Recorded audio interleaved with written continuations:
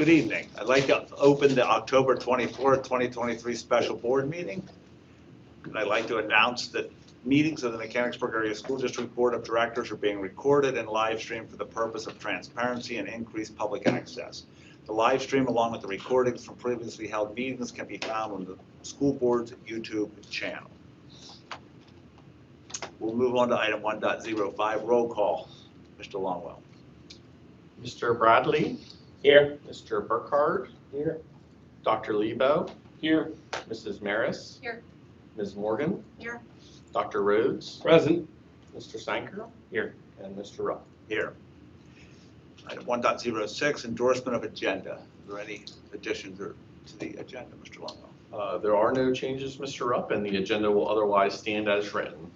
Move on to item 2, hearing of visitors. Items on the meeting agenda. There will be 2 opportunities for public comment this evening. As a reminder, public comment is limited to residents in the school district.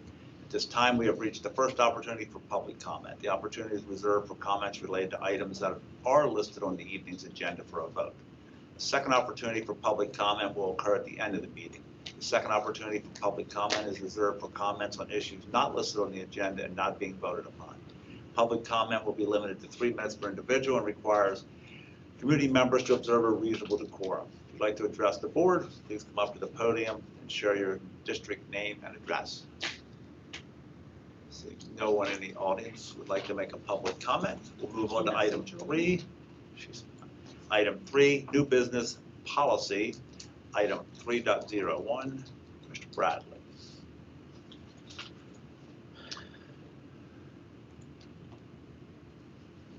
I make a motion to the board to officially accept the resignation of Mr. Ryan Hartman, serving in his capacity as school board director. Do we have a second? Second. All right, and time for a comment on it? I'd just like to thank Mr. Ryan publicly, Mr. Hartman, for his 6 years of service on the board and wish him the best of luck in his new job that is requiring him to resign. If any further discussion or comments on the item motion? Seeing none, Mr. Longwell. Unless I hear a negative response, I'll record the roll call as a unanimous vote. On to item 4, hearing of visitors. We have reached the second opportunity for public comment. This opportunity is reserved for comments on issues not listed on the agenda and not being voted upon this evening. As a reminder, public comment is limited to residents of the school district.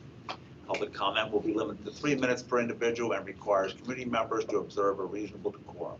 If you'd like to address the board, please step up to the podium and share your name and district address. This is for items that were not voted on at tonight's meeting.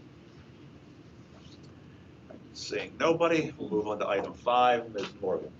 I'd like to make the motion to adjourn. Do we have a second? Second. Special meeting is adjourned. All right, I'd like to call to order the Finance and Facilities Committee meeting.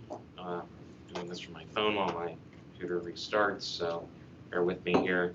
I'd like to make a live streaming announcement, thank you. The meetings of the Mechanicsburg Area District Board of Directors are being recorded and live streamed for the purpose of transparency and increased public access. The live stream, along with recordings from previously held meetings, can be found on the school board's YouTube channel. On to our next item of business, replacement HVAC at Elmwood Elementary. Call on Mr. Longwell again. Thank you, Mr. Sanker. Mr. Hoffman is here this evening as well to help lead the conversation and then also address any questions that the board may have.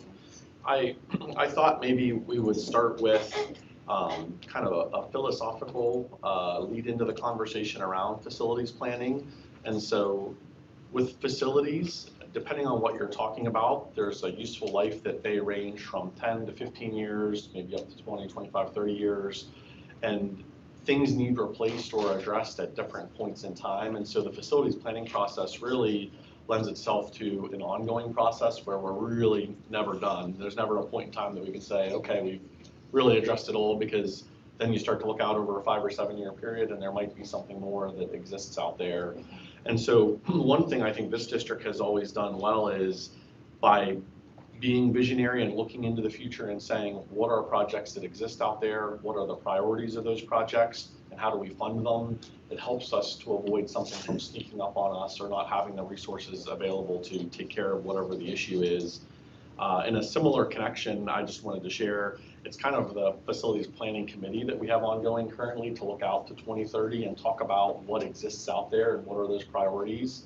But I think an example of a more pressing need is Elmwood Academy's HVAC units. And so when we began the construction process and identification of our needs back in 2015 and 16, we knew that our buildings, while we wanted to look at addressing enrollment, program, equity, building infrastructure, we wanted to scope the projects in a way that addressed all those areas, but also in terms of building infrastructure, didn't necessarily just update every single thing at that point in time because there was a useful life left for some of these systems or roofs. And so at the time, we felt Elmwood had some life left in its HVAC system. And so that goes back 7 or 8 years. We're now to the point though where we feel the HVAC units need replaced. And this was something I think we had updated the board a couple times in some board updates that we were looking at where we were with Elmwood and what the needs were. As the board probably recalls, we had already replaced 2 units that serve the gymnasium. And as Mr. Hoffman has looked at the rest of the units at Elmwood, we feel that we need to replace all of them as one project. And so when we're looking at that and looking at it as a possible summer project, we know that when you backward map the timeline, the lead times that need to happen, allow for bidding, we would like to look at this project with the board and then ultimately authorize a bid to go out here in November so that we can keep things on a timeline, but also look at what our options are based on the results of the bids. The project cost estimated and is right around $4.5 million based on our engineer. I know it's a significant number. We knew it would be a more significant number based on the number of units. I think it's 17 units, thank you. We had already done the 2 at the gymnasium there. So order of magnitude, the $4.5 million when taken into consideration against the 17 units, probably more in line with what we saw with the 2 individual units we did at the gym. But we also want to put it out to bid and see where our number stands. So I'll turn it over to Eric for some additional comments on the timeline and kind of what we found. And then also what our Greg, next I just steps have are one and questions. Quick question for you though. Have we been setting money aside in the capital fund or whatever to pay for this? So yes, we do have resources. So in my mind, this is where some conversations start to come together. We're still wrapping up our financing plan with our construction projects, right? And so we're bringing those to a close. We also maintain our capital reserve fund where we have money set aside for that 5 to 7 year planning process that we are always engaging in. Mr. Hoffman and I are looking at things and talking with our administration on an annual basis.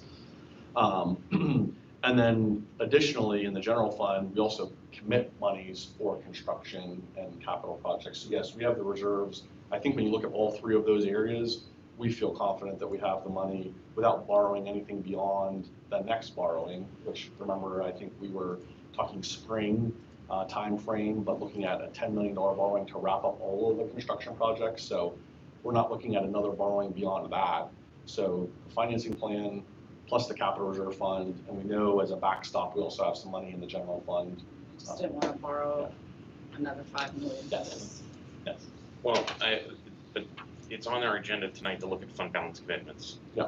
The capital, or the capital reserve commitment that you have there, is that what you're, I mean, that's about $5 million in there. So no, I would not recommend drawing that general fund balance commitment.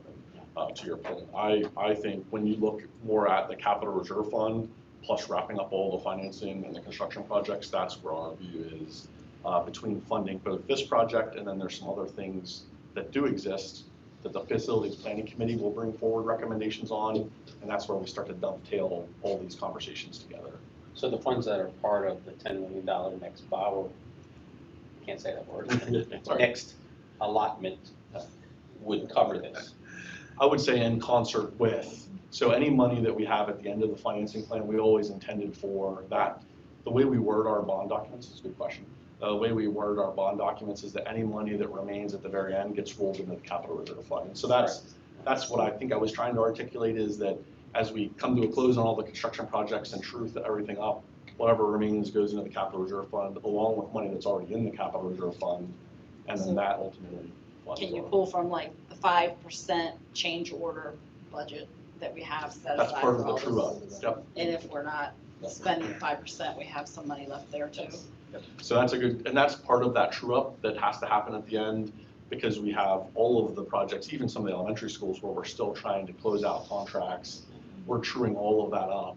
And that $10 million borrowing in the spring, we're confident it doesn't have to be anything higher than that. But we also recognize that as we close out all of the projects and all of the contingencies, there's still a final reconciliation that needs to happen. And so whatever money that remains goes into the capital reserve fund, the money that's already in the capital reserve fund, all of that taken together supports that 5 to 7 year planning process that we've been working on. And then in addition to, we also have some flexibility in the general fund if we do commit monies there to protect the general fund against vulnerability. Also. Do we need to do all 17 of them? If they were installed all at the same That's a time with the good card question. banking? Yes. I'd agree, because I'm having a little bit of sticker shock over here. I gotta be honest with you. I am lit, this is, can you describe to us what this entails so that we have an idea of what we're dealing with here? Yeah, these are the rooftop HVAC units that are on top of the roof of Elmwood. Large, extensive units that need placed and worked on various angles, from mechanical skills, software skills, to get these things up and running so that they're integrated into our control system. It's a lot, both monetarily and the work that would go into doing it. It would be if approved, it would be a full summer project for placing these and programming them to work correctly, maybe a lot of troubleshooting. It's a lot of labor. So I think maybe the Dr. Rhodes question is a good one. Part of the reason we advanced the gymnasium units, those two, was because they just had to be replaced immediately or more immediately. We knew that we needed to study the 17 units and try to say, where are we with this? And Eric and I had a lot of conversations about, we had some of our contractors look at it, we had our engineer look at it. We even looked at it as, do you phase it? And so to your point, Dr. Rhodes, do you do 7 one year, 5 another, or 5 another? I think the feedback from both our contractors and our engineer was, we appreciate that you guys want to phase it, but we would look at this as one project based on the condition of all 17 units, the frequency that we're repairing them at this point. It's all of those issues wrapped up in addition to, so once you move past the condition, in addition to, we also talked about, if you do it in separate projects, well, then you have 3 separate mobilizations, there's cranes involved, and it's a very large project. And then I think Mr. Hoffman also alluded to a little bit, I'm glad you mentioned it, there's also the nature that it ultimately is one seamless system, all controlled and wrapped up together.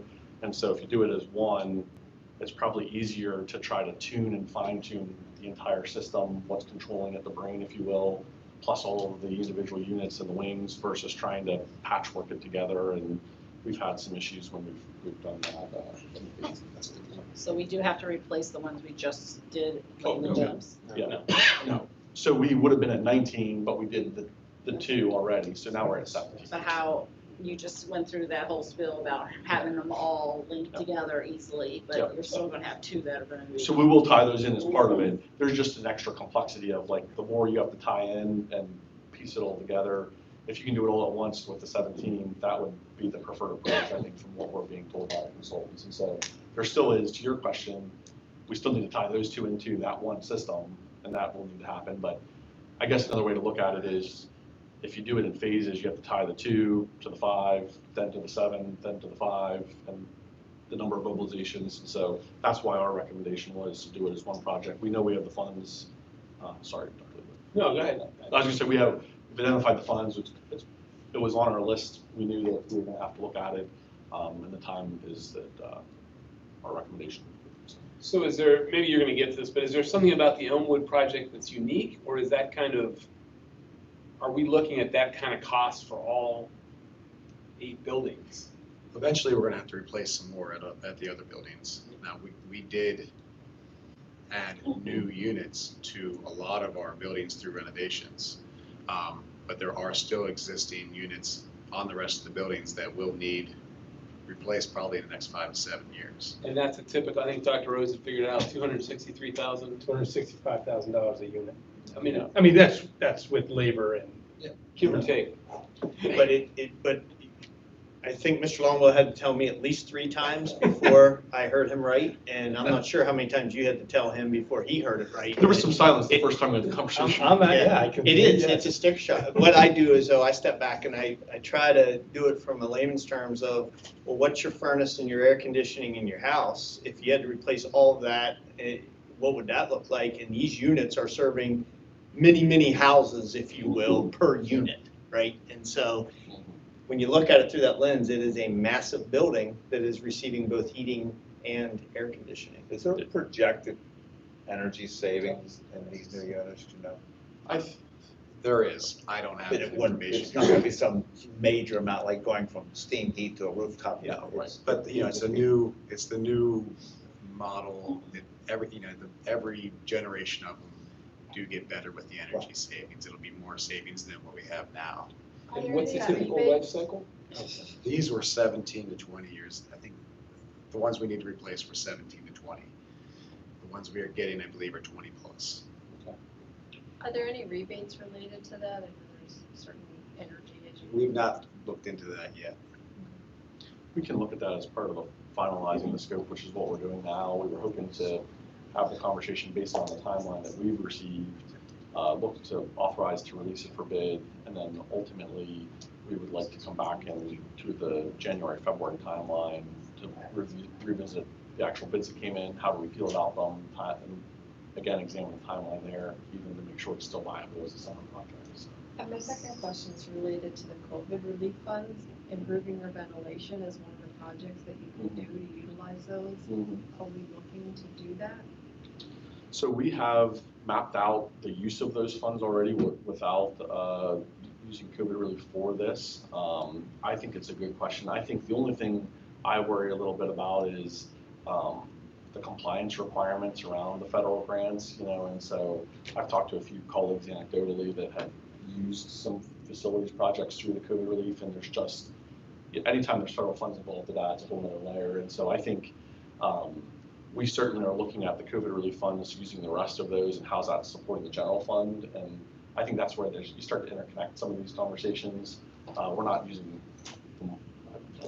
No, you finish. I was going to say we're not using the money obviously directly for COVID relief to support the HVAC, but ultimately with how the general fund is positioned is also influenced by ultimately the COVID relief funds and our annual position. So it all interconnects. The fact that we can supplant with ESSER money is essentially freeing up money other places that can go into fund balance. So not directly, no, but it definitely has helped. Are we being thoughtful about that from a ventilation perspective, like we're getting units that will filter or help us? Certainly. And they can control the degree at which outside air comes in, and the systems. I think the newer systems allow you even better access to be able to see what's happening in the system remotely, and so our HVAC techs can monitor that. I think we'll have overall less downtime. Will improve the systems that were issues for us, especially at Elmwood, where that has been more. There have been more issues, prevalence there. And so overall, I think the project will help us in a lot of ways. So. All right, so is Elmwood the oldest building we have? Show. No. I think Broad's older. I think most of the primary buildings are older. Well, not up around. Well, I just thought this was the high school at one point. Broad North I mean, Side. it's a good way to think about it, Tracy. It's a high school sized building that actually grown with 2+ more wings on it since it's been high school. Well, actually, more than that, yeah. So My point, I just have to say this because I'm Tracy and I say this every time about Elmwood, but I just feel like this is the money pit building we own. And I don't know at what point do we stop dumping money into it. I don't know. I mean, So let me respond, because I disagree and respectfully disagree. I Okay, think I just that we need to knew going understand. into Elmwood that this was going to be several phases of projects. If you recall, when we made the decision for the first phase of Elmwood, it was essentially to get the district office out of there, so we didn't have to bring in 7 or 8 modulars that summer.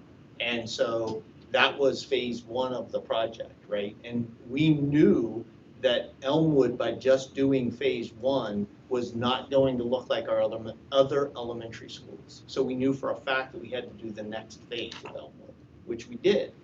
During that phase, additional demographic data came in and we said, we're growing even faster.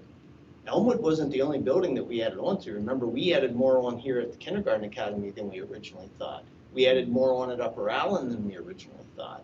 So I think because of the size of that building, it feels like that's happening. But the reality is that we've talked about Elmwood longer than we've talked about the other buildings. But that was by design from the very beginning in order to gain that space on the second floor. And then the additional work that needed to be done at Elmwood, the fact is that has been piecemealed because some of the demographic data came in after we already started the work on it. And we also deferred some of it because of Purposely. financing. Yeah. We wanted to pay down debt before we started these kind of projects, so that we would have enough debt available for the renovation in the other buildings. Knowing this is one thing we did know we were gonna have to come back to.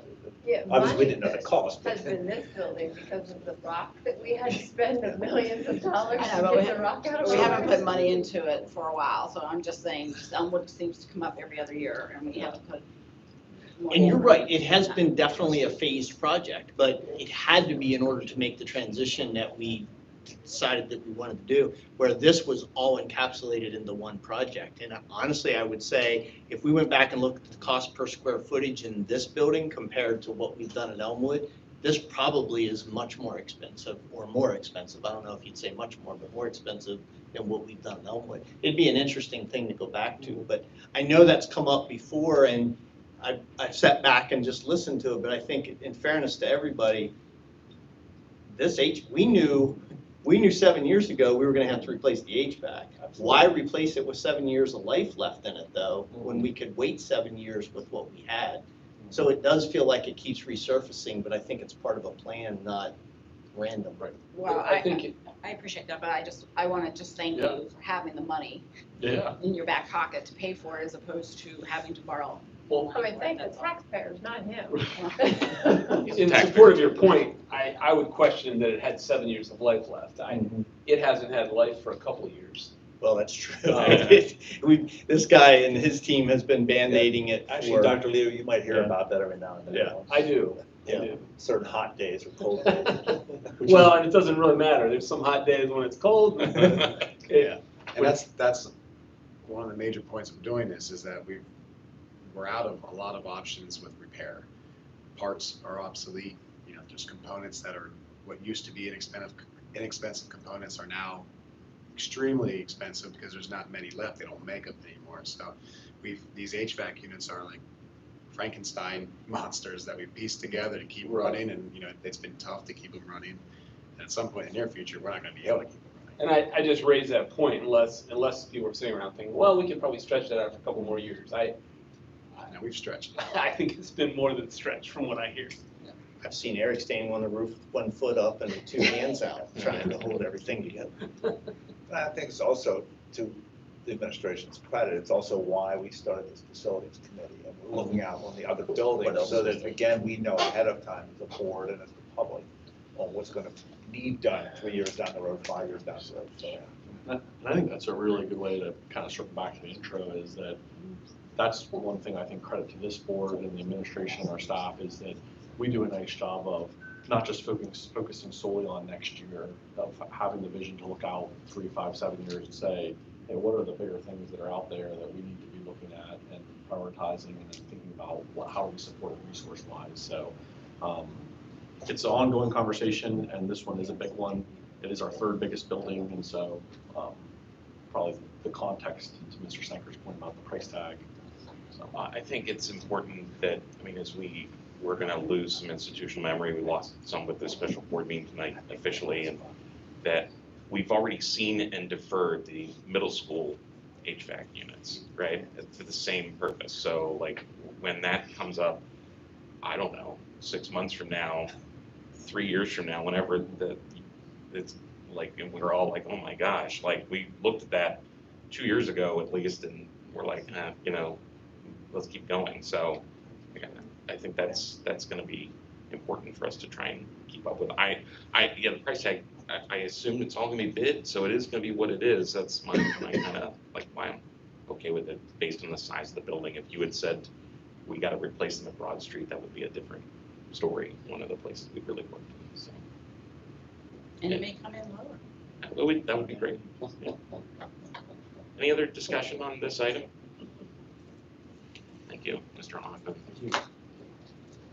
I'm sorry, you never really did go over the timeline. Did you want to do that? Yeah. I know we cut you off a lot. So if this timeline that's spelled out here would hold true, we would have, the lead times look good for us to be able to receive units end of May and be able to start the week after school with completing the majority of the project mid-August.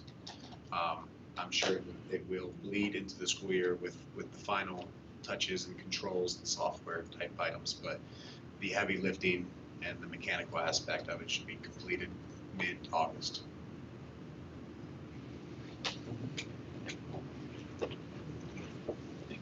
Don't be afraid to come back, I'm sorry. Is that? Don't be afraid to I'm come not, back. I love this group. Don't go back to the 4.5. Yeah. Every time he comes here, I I'm like, never saw our facilities director get up and get out so fast. Thank you. On to 2.02, construction change orders, Mr. Longwell. Okay. Mr. Kastner, I don't know. Yeah, Mr. Castor's here to support for questions that may come up. I think from a housekeeping perspective, I thought I would just remind about the format of the reports that we have attached. So the change order summary is probably what I will speak to the most. And that's a document that captures building by building where we are with change orders. And then in that golden column, that last column, if you recall, that's our opportunity to benchmark where are we with our projects against that 5% contingency that was alluded to earlier. And so that really, to me, the golden column is the temperature check, if you will, to say how are we doing with all of our projects? Are we within that 5% corridor that we planned for? And that's obviously the goal. The other attachments, I won't probably go through them in as great a detail, but they do represent the individual change orders for each project. And so probably the biggest thing I wanted to draw the board's attention to is that each of these documents is a cumulative running total of all of the change orders for each building. And so as the board recalls, if you look at that last column, you can see in prior meetings when we've approved change orders. And so really what we're looking at is anything that doesn't have a date in that last column. And so for the board's perspective, when you look at the attachments for Northside, the high school project 1, high school project 2, probably the biggest one that I would want to draw the board's attention to that kind of reach that level. If you recall, we have 3 levels where up to 25,000 to keep the projects moving. That's a conversation internally administratively. Between 25 and 50 is the board leadership. And then above 50, we have the conversation with the full board, finance committee. So the only one that's on there that's above that reached into that last bucket, if you will, was the asbestos abatement, which we had talked about with the board in a previous meeting. And so that is listed as a change order on high school project 2. But having said that, in terms of a summary, all of the projects are still within that 5% corridor, that threshold that we're really looking for, which is something that we monitor closely. Credit to Mr. Kastner for his work as change orders. I know that he keeps a very close eye on it. He's always working with the contractors and the heads of those different companies to say, talk to me about that number. Can we maybe sharpen that up a little bit, or can we do this, or can we do that? And a little bit of horse trading maybe that occurs. And so he does a very nice job with that. So if the board has specific questions about the summary or the individual change orders, we'll go ahead and look at that. And then Mr. Kastner is our technical expert to address the individual items if there are any questions.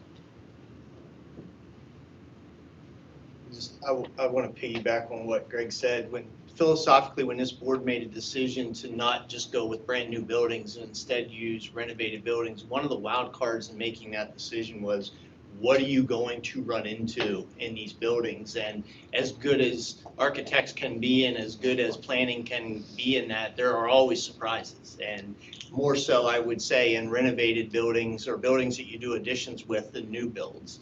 And so I recall many years ago being nervous about the 5% change order. And I can recall asking in many conversations, is that enough? And to look at this years later and see that none of them have exceeded that 5%. None of them have exceeded that 5%. That is really impressive. But I also think it would be short-sighted for any of us to think that that was simply because of good planning that went into it. It is in many respects because this guy knows how to sit with subcontractors and say, tell you what, you can do this instead of this, and we'll just call it even. Or what can you do to help us out? And that's where he has been invaluable to this community from a money saving standpoint, even though the cost of these are pretty extensive. So just a little editorial there from your superintendent. Yeah, I'm always amazed at how low these numbers are, because I think that I've sat on this board when the numbers have not been low like this. So if that's all due to you, you take it all. Take all the credit, but that's one. Because we've had the good fortune of being able to work with good contractors through this project, these projects too. So have to give them some credit.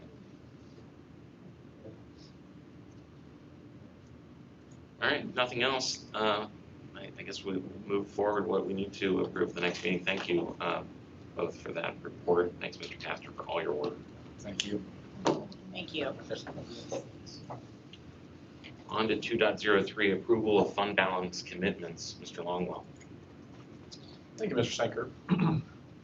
This is, as the board recalls, a two-step process with fund balance commitments. And so normally in the May or June timeframe, we ask the school board to approve the categories of the commitments themselves, not necessarily the amounts. And then we come back as the audit progresses to make some final recommendations about what those amounts might look like. And so as we end the year here, just wanted to, or end the year and finalize the audit, I should say, draw the board's attention to a couple areas here. In terms of total fund balance, the general fund will report an approximate increase of about $690,000 net. And then the fund balance commitments that we are recommending are listed there individually. And so in terms of the commitments, I always like to kind of go back to the purpose behind them. We've always used them, and as do many other school districts, to be fair, as protection against vulnerabilities in the budget. And so when you look at those areas like medical insurance, that's a big commitment, but it's also one of the biggest line items in the budget and maybe one of the most susceptible line items to upswings and downswings in cost. So really having committed fund balances does several things, but one is it also supports our budgeting process, because in a year that medical insurance is climbing by 20%, we don't have to chase the peak in a one-year budget, because we know, and Dr. Lady and I have talked about this, and we've tracked this, that it's really fascinating when you look at it. The 3-year trend, the 5-year trend, the 7-year trend, and the 10-year trend on medical health care costs is between 8 and 10% for all of those benchmarks. And so in any given year, we could have a 20% actual cost increase, but we budget 8 to 10% increases year over year because we know on average that is the trend. We're not going to chase those big spikes in the budget and cause a lot of pain in any given year, because we also have the fund balance to protect us against those outliers that might occur on a year-to-year basis. And so the commitments really are those protections against the vulnerabilities or big ticket items that might exist in that longer range planning process. And so we would recommend to continue with those commitments as detailed there, and then the amounts that are detailed with increase or decrease as recommended. So. Can I ask you the future pension costs? Mm-hmm. It's saying decrease of $230,000.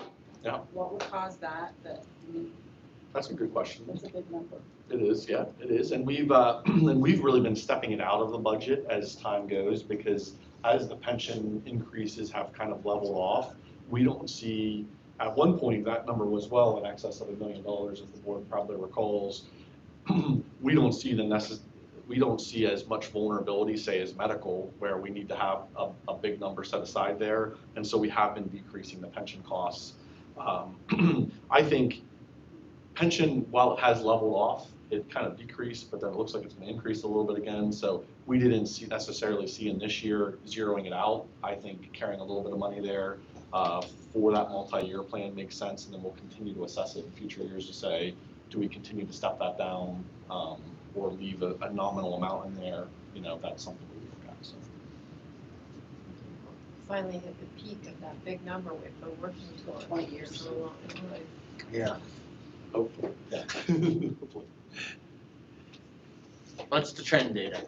Yep, it's definitely leveled off. It wasn't, if the board recalls, there was a point, if you go back to like 2010 and 11, the rates were down like 3%, 4% of payroll, and then now there were collars in place, but the increases were a steady 2 and 3% a year, and 2 or 3% on all of your payroll.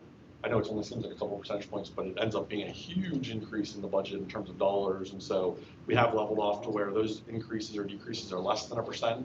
To Dr. Leidy's point, we've kind of leveled off, but we recognize there's still a little bit of variability in that, as those percentages in part are dictated by the market value of the assets that PSERS holds in their pension plan, the liability.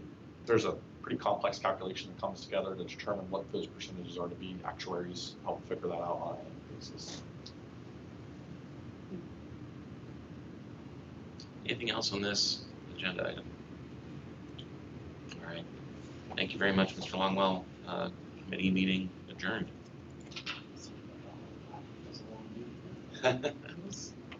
Right, good evening.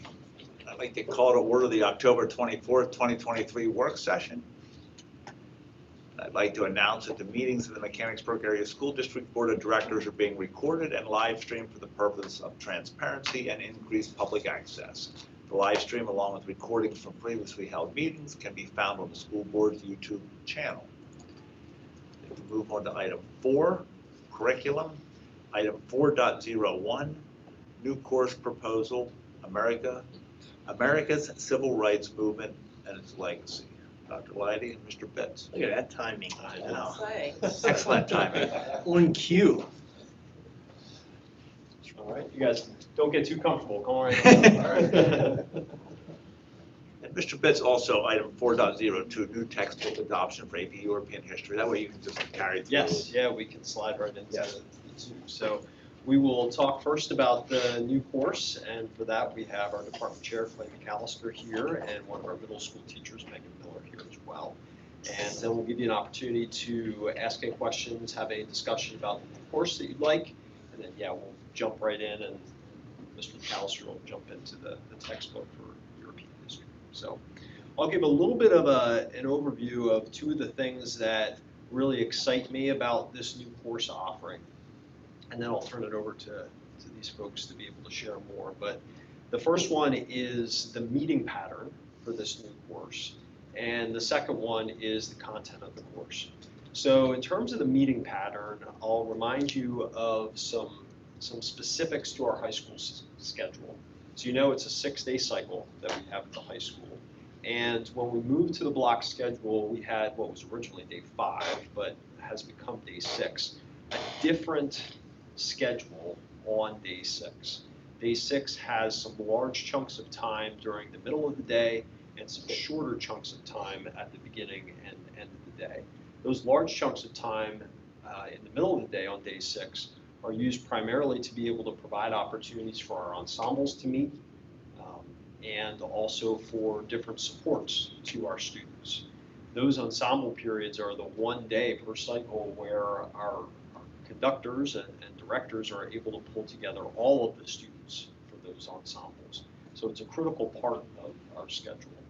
And of course, for our case managers, that we have tried to embed more opportunities for our students to be able to meet with the supports that they have in the building, that's a critical time as well. Of course, the one downside to this different day 6 schedule, and you might remember us having some different conversations about that in the transition, was that it created a number of long study halls for students who are not in ensembles or have those special supports in place. There are a few minors that are able to support some time on day 6, but we have a lot of students on day 6 that are in the study halls for a long period of time. So the first thing that's exciting about this particular course is it's our first toe dip in the water of having a course that is offered strictly on day 6 during this time to be able to provide another opportunity for students to be engaged academically on these days where otherwise they would have lengthier study halls. So that's the first excitement. And of course, the second piece that's exciting, and these folks will share a lot more about it, is the content of the course. Mr. McAllister, as you know, has been a front runner and a leader for us as we've been continuing to look at how we can continue to become educated on all of our students and on the experiences that all of our students have when they come to us, and has helped to lead our effort to go to Alabama several times. And Ms. Miller was able to join that trip this past year. And as we've continued to have our social studies department immersed in this experience and learn more and more that they could bring back to our students, this is a course in this format that we felt were ready and is a valuable offering for our students. Again, in a meeting code that's really going to be able to support the program as well. So with both of those benefits in mind, I'll turn it over to them to share more of the details. Thank you. Good evening. I'll start with the first, some supplemental points to the first piece that Mr. Bitts was talking about. At the high school, there are 3 social studies credits required to graduate, and we have a long list of electives that our students have available to them. This course, in line with the day 6 meeting cycle that Mr. Bitts talked about, would be a 1/4 credit class. So basically the class would meet 15 times on day 6 for 1 semester, and would be an option for kids to earn credits outside of the 3 social studies credits required to graduate, but add to the total number of credits that they need to graduate. So possibility that a student would have would be, let's say a student took this course fall of sophomore year. We continue to build this model, and could take another course in the spring of their sophomore year, 1 fall of their junior year, 1 spring of their junior year, and they could earn an additional full credit towards graduation over that time. So not really anything, we still have the requirement in social studies for 1 Western history, 1 non-Western history, and 1 government credit. This is just another one of the supplemental electives that we offer. A little bit of background, Megan and I won the trip to Montgomery this year. During some of our downtime, sat and had a lengthy conversation about this, and she said, I would love to put something together for you to look at. And she's a great teacher, great colleague of mine, certainly my right-hand man at the middle school. And 2 or 3 weeks later, in my inbox is an outline of a proposed course. And so, there's Megan in June and July putting this thing together, and it's led to continued conversations. And so I'm excited to bring her along, to have her talk a little bit about the content. This is a first for me in 23 years, so I want to start just by giving appreciation. I'm a product of Mechanicsburg, grew up here, went through the educational system, and then it got better for me when 23 years ago you hired me back on as staff. And I know that what happens here and the support from the board is not the norm. So I appreciate that. I appreciate what you all do for us and more importantly for our kids.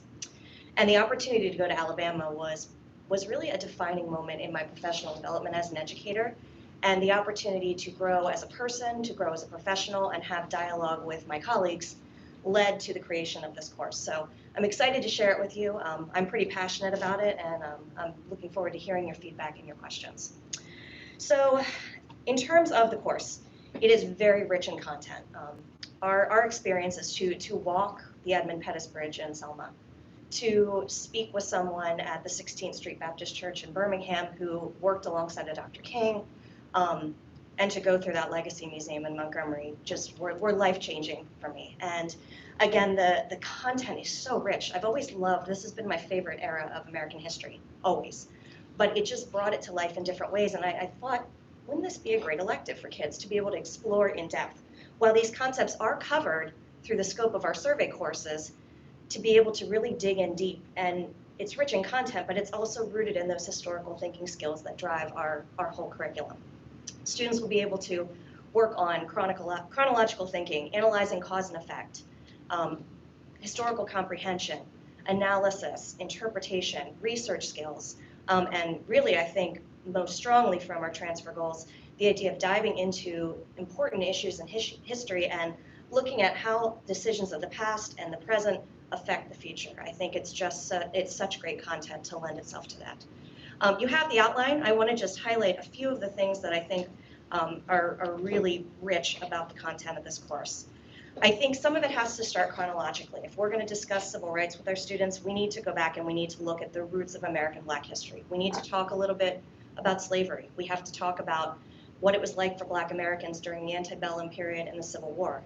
And then Reconstruction, which is supposed to be this time which gives progress towards civil rights, but ultimately is a failure. And there's so many things about Reconstruction that, again, until I stood in that Legacy Museum, I really didn't understand. And I think this course would really give the chance to dive into some of those things. Talking about, de jure segregation, the idea that there are court precedents, Jim Crow laws that are going to impact how people live. The key piece for me in understanding modern race relations and generational trauma is just the terrorism that Black Americans faced in that era with the KKK, with lynching. And I think that is foundational, understanding even our world today and where we are, for students to be able to delve into that. Talking about the integration of schools and universities. The Little Rock Nine, there's a great text that I love called Warriors Don't Cry. I think some of that text would lend itself well for students of this age. Talking about the beginnings of the movement. Famous events like Emmett Till, the Montgomery bus boycott, Freedom Riders. I think it'd be really interesting to analyze just the different organizations that evolve and the different philosophies. The movement has a common goal, but the way of approaching it is different. So what does that look like for the SCLC or SNCC or CORE or the Nation of Islam or Malcolm X versus Dr. Martin Luther King? I mean, it's so rich. One of my favorite topics, I think, would be this idea of youth in the movement. And I think something our students would really identify with because they are of the age of the students that participated in the sit-ins, the Children's Crusade, talking about the 16th Street Baptist Church bombing. You have to talk about the March on Washington, certainly the quest for voting rights, and then ultimately, what does the legislation look like that gets to the goals of the movement? And some of that, goes even to 2022, so there's modern implications. And then looking at what does the quest for civil rights look like beyond the era of the 50s and 60s? In our world, affirmative action, continued frustration of the Black Lives Matter movement. Perhaps the thing that was most impactful for me in that trip, in the Legacy Museum, toward the end, there's this room, and it's called the Legacy Room. And you walk in, and it's just all these pictures of Black leaders. And they're touchscreens. They're all numbered, and you can click on the touchscreens, and you can read their stories. And I really, that museum was such an emotional experience for me. To sit and end on that note of hope, I just thought was so powerful. And to me, that was like such a spark. So that's what I think this course ends with, is looking at the legacy of Black history. And yes, there are really terrible things that people had to go through, but there's hope and there's leadership and a good place for the future. So that's kind of how I saw the course evolving. Obviously, it'll be a work in progress, but at least it gives you a first look at where we'd like to take it. Question. So this is a high school course, is that right? Yes. But you're a middle school teacher? I am. So how did that, which I think is cool, but I just wanted to, Yeah, it's an exciting piece of the conversation. Our American history curriculum starts in 7th grade. And so Megan and her colleagues teach colonial America and the roots of a lot of this information. And so we've kicked around the idea of this being a course that is built by the department, not by one person. And we have PD time, and we have some pretty strong teams built at our different grade levels. And we talked about this being a course that every grade level contributes to the planning. Because at the end of the day, you're going to have a teacher, they're not teaching less classes to teach this class. So someone's going to be teaching this class in addition to their other responsibilities. They'll probably lose a study hall, as a result or something like that. But at the end of the day, there's no guarantee that the same person teaches this class over and over again. It has to fit into the master schedule. And I am excited about the possibility of someone like Megan revisiting some of her old students and jumping in to this. Yeah. So, yeah. Yeah, well, I thought I heard that. I love the collaboration. I mean, I think it's easy to be siloed between middle school and high school. And so when I heard that, I was like, what? It's interesting if you think about it. The kids have had this history. So much like our modern American conflict course we teach, the kids are signing up to take modern American conflict because they enjoyed learning about America at war during our other classes. So that's in addition to what they've been taking, what they've had.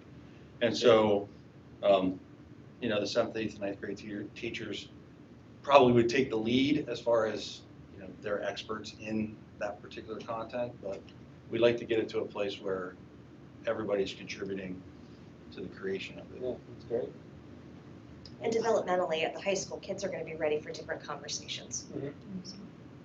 I haven't heard anybody talk about this trip or this, the development of this course that it's bloomed from there that without like life-changing experience that they've had. And it's just amazing to hear that that people have, I lived in Montgomery, Alabama in 1973, and to go back today and witness and go through what you guys have gone through would be life-changing for me too, I think. And I think that should be in my bucket list, but I just love that you guys have experienced that and so wrapped up into it, and it's changed so much inside of you that you just want to share it with the kids. And to what Dr. Lingle said, that to be a middle school teacher, but yet you're so passionate about it, you wanted to create a class for high school students to take because you just thought it was that important. And I think that's what sets this school district apart from other school districts. The love that you guys have for teaching and to share these, if it's affected you that much, how much you can affect how many more students, bring it out of you into them. It's just amazing. I'll make a comment. I think what you've done in the history department is what we should be doing kind of in a lot of it. History lends itself a little bit better. But the courses that and if I'm looking at this correctly, and if I'm analyzing this correctly, that student involvement is going to be equally as important as teacher involvement in this course. No doubt. And I think that when you have students that are participating, not listening or just being taught to, the education is, it gets rooted in them, and they get, they really enjoy the subject content. I'll speak to one of your classes changed my kid's whole trajectory in terms of what he's going to do in college, because his interest now is rooted in the fact that you didn't even teach him, you just collaborated with him. And that's, I hope, what we can get out of these classes, because it changes students' whole perspective if they can be part of. So if I'm reading this correctly, and I was listening to what you guys were talking about, student involvement is going to be just as important as teacher involvement here, and that changes these kids' lives in terms of how they see education. So I think it's a great course. So. Another question. So I think at a previous meeting, Mr. Rupp and I had shared that we were independently but able to go on a similar trip. So I am completely in favor of this course, but a question that comes to mind for me in this climate, and any of you can answer this, how would you respond to the critique of this being critical race theory? As I read it, I thought of it. I know how I would answer that, but I think that's it. I'm sure you thought of that. Yeah. What would your response be to that? So my first response would be, this is what we do. Like we teach this material. We teach this material already. And our job is to find the primary text, find the pictures, find the evidence, and take these kids on this walk through this story of our history. Certainly not by any, in any shape or form for them to be experiencing what my leanings are towards any of this, but rather challenge their minds to continue to learn as much as they can about this story and what took place. Yeah. So, I mean, our teachers at each of these grade levels have been wrestling with the KKK and Reconstruction and the anti-lynching movement and the failure of the Costigan and Wagner bill and all the other efforts to try and end this for 100 years. We've been teaching that material for forever, and Right, so right. This is an opportunity for older, more mature students who have already learned some of this to continue to ask questions of themselves and continue to learn more. Great.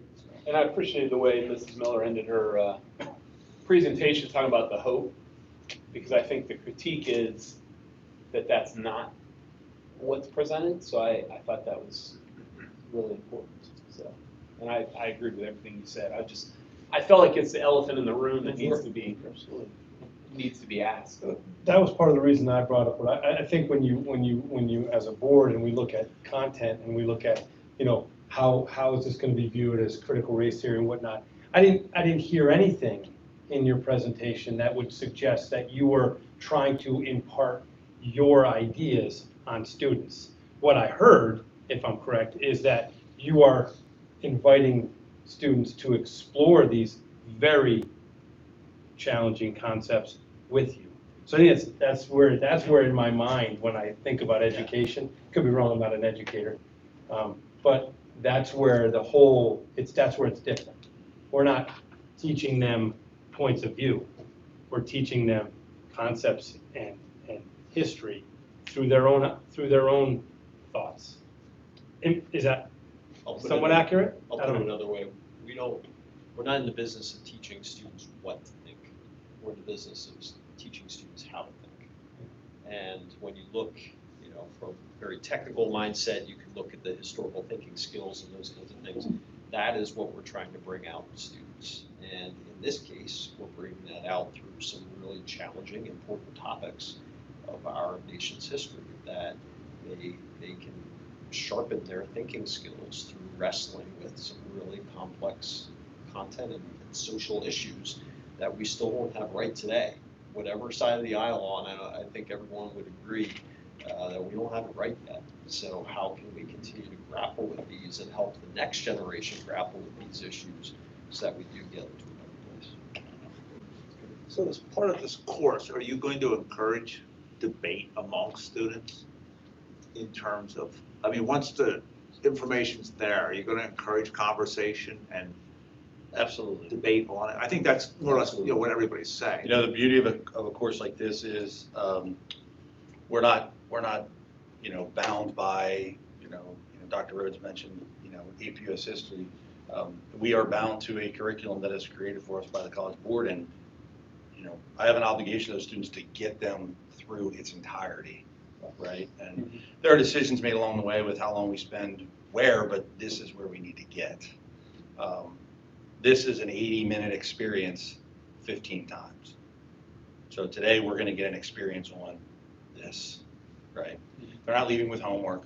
They're not leaving with, it's a quarter credit class where these kids are going to get the best experience we can give them that day, which absolutely would involve the reading, the writing, the speaking, the listening, the debating, all of those things. Because I know like last year when I coincidentally did it at the same time Lane did, it was my wife and I, and we were It's to okay all if those you guys places. drove down to this Same thing time. together. Yeah. It's, you can admit it now that you I guys. never saw him. Yeah. He just I texted saw me and said, him. "You Yeah, did?" all right, all I right, rented an sure. RV. But I mean, it created a lot of conversation between her and I for many days in our travels.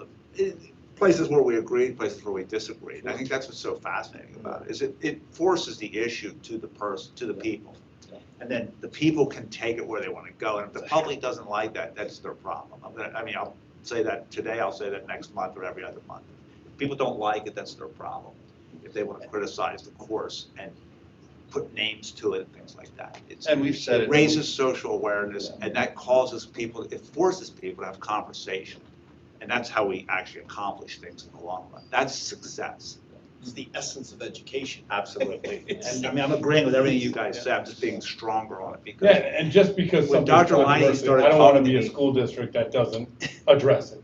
Yeah, right. And maturely learn about it. Right. 'Cause And that's- it doesn't mean that's nobody's what's being key. indoctrinated, and it doesn't mean it's forcing your opinion or mine, or any, we all have different opinions. It's raising the issue, and it's allowing the students to maturely discuss the issue and come to their own conclusions, and hopefully continue to grow in those thoughts as their life goes on. And make actual change, and actually do something, make progress that hasn't been done for hundreds of years on this issue. Well, the class is also an elective class, so it's not something every child has to take it. Right. So that you can't. I appreciate you saying that because I think that fits into this specific conversation, but I don't want to lose sight of what this is beginning to develop as an option for our students. And I think and I really appreciate the line of questioning here specific to this course and this content. And I'm glad we had this. I don't want to lose sight though of the fact that this is an opportunity that can exist across multiple departments now for kids to take deeper dives into some of the things that have inspired them or they're motivated about that doesn't have maybe as much of a traditional feel of do this, get a grade, get the assignment. And more kids we're seeing are motivated by that opportunity to learn for the sake of learning, believe it or not. And that's as inspiring to me as this content is, and this content to me is very inspiring. So let's keep sight of those options that are out there. I appreciate you saying that. That was my question, was that, like, is this, with it being like one day a week, I thought of it as, like, how do you ensure that there's enough access to it, and who would be driven to want to take this class, and would it turn into the most, the people who are already interested in civil rights, or the people who need to learn more about it? And so I think just that was a question mark for me on how, I guess you have to put it out there and see what you get, right? Yeah. You can't do it unless you. Yeah, it's I don't know. I think I'm confident that once we get it off the ground, I'm confident that it will be positively received. And I think that kids will embrace the opportunity to earn credit in different ways than what they are used to. And I also know that we do have kids that those are long periods of time where they would like to be engaged in something different. So is this one class is like one class a semester, so it'll be taught twice a year? Correct.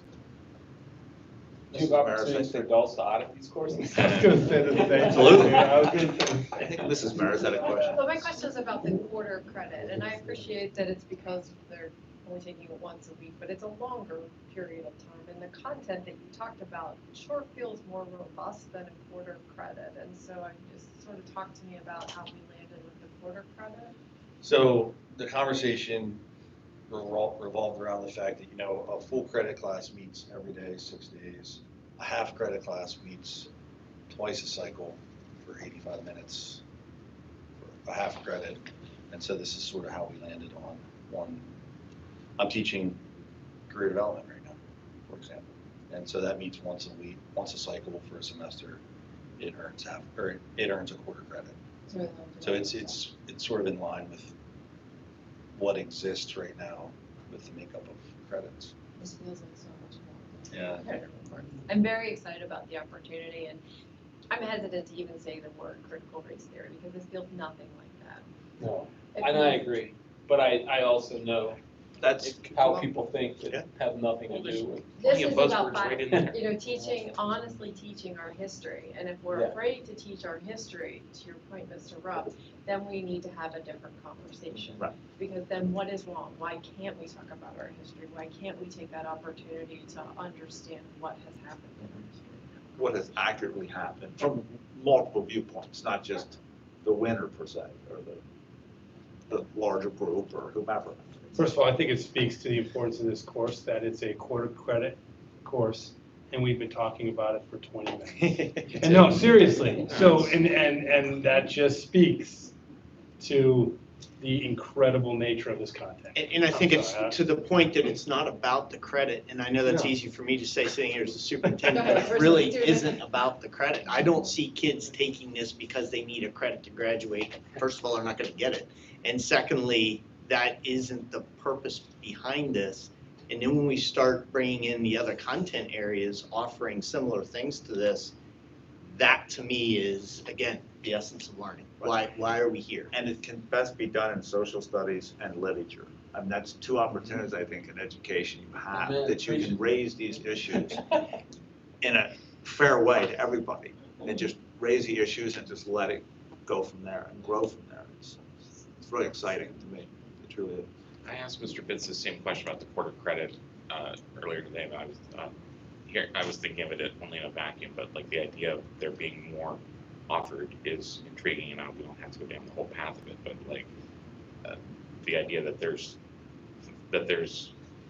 electives to take on that cycle day. We've heard from parents who've been study hall to death, right? So like, is that being further contemplated within social studies, or is that going to be like more broadly, like you take this one semester and then you take a ELA elective the next semester that's of a similar kind of enrichment vein? Or not similar. That's my whole point, I could see a hydroponics quarter credit course coming through. I could see a variety of different courses from different departments coming through that kids will take because they got inspired by someone like her at the middle school and they want to learn more about it. Wow, that's terrific. Yeah. So I would say yes, that's the goal, is to begin to provide opportunities for that time. But I also think as we envision what is education visioning out 5, 7, 10 years, I don't even think it's about a location and a specific time anymore even. I think it's about access to some of our amazing educators and having the opportunity to do that a variety of different places and at different times. We have to start building them somewhere. That's great. With independent study and things like that. I agree. Exactly. Totally agree. And we have the facilities to do that now. Exactly. And we've talked about that, that's come up in our conversation too, you know, if we get a situation where we have, 35 kids or something like that, we have space now at the high school this could be a class that's taught to 40 kids. We could do that. It's not something you would do with a 9th grade class that you're meeting every day, but it's something that you could do with this class. It could work. And meeting in non-traditional places too. Correct. How many field trips are gonna come of this? I don't know. Yeah, unfortunately, Alabama's a little far. Yes. I guess Jasper on. Wow. So I would assume we have enough interest to move this forward to the next meeting for a vote. Well, thank both of you for excellent presentation on a super course and topics. So, again, carry on. Good luck. Thank you, Megan. Yes, Megan, thank you very much. Thank you. I have a request, much simpler. conversation about a new AP European history book. The current textbook that our AP European history students are using is 2010, and much as I have talked to you, I've been here before to talk to you about the AP curriculum and the changes in the curriculum, and a lot of the skills-based stuff that we've gotten is rooted in the AP College Board stuff. It is time to get a new AP European history book, and this book is a Cengage product, which is the same product that the American History AP US History book was or is now that we're using. It is also, Spielvogel is the author, Jackson Spielvogel. He is the author of the current book we're using. So this is a new edition of the book that we're currently using in AP US History. It is one of the recommended books by the AP College Board. In other words, one of the options that teachers have to use. And it will also put that class in line with our other AP courses as far as online possibilities for our students, online access to the book, online note cards, access to review questions, other assessments that the teacher would have access to in developing the course. So, Do they allow, I know for a course that I'm teaching, Cengage allows me to use the online version without having to, all the students purchase it. Do they allow you to also use the online version as well? Absolutely. And it gets you access to a world of assessments to go along with it. And those assessments are skills-based assessments that the AP College Board is using right now too. So, Question for you, we're reviewing these textbooks. How when you teach, are you using this textbook a lot during the class or? Not during class. Okay. My AP US kids take that home, put it under their pillow, read it, or hopefully it just absorbs it in the brain. But they're reading that book more in preparation for class. Okay. They're not using it in class. So But it's pretty paramount to what they're doing. it's critical. I mean, we are, at the end of the day, the manner in which AP US History and AP Government specifically are taught, this class is taught in a very similar manner. So the content, the students do have a responsibility to prepare to come to class, to have those engaging, conversations and activities in class. So Mrs. Whitman, would run that class similar to the way I would run mine. It's certainly not a PowerPoint lecture, right? It's debate and role play and engaging type of activities. And the book allows the students to prepare to have those conversations.